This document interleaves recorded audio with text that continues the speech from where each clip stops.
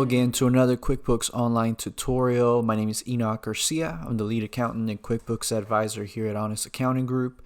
Today we're going to go through the process of applying partial payments received to invoices. So let's get started. First, let's go to sales and we're going to create a new invoice. You can go through here or hit new and invoice. Let's enter the customer name.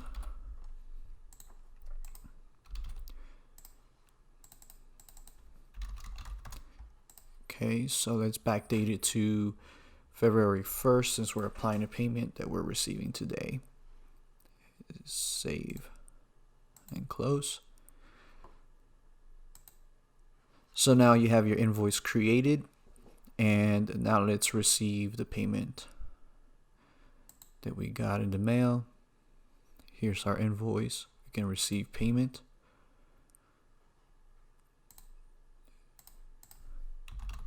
We receive payment with a check. For example, if you're using undeposited funds, make sure you select deposit to undeposited funds.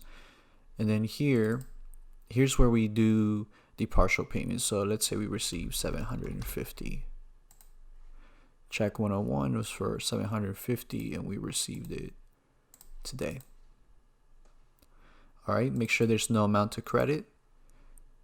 Save and close. And now when you go to the invoice, you see how the invoice amount is $1,500. It was partially paid and $750 is still due. Another way you can see this is by going to reports, your accounts receivable aging summary. And here, when we open Cool Cars, we'll see that there are two invoices that were partially paid. These are two sample invoices partially paid. So the total is $3,000. We've received $1,500. I hope this video was helpful.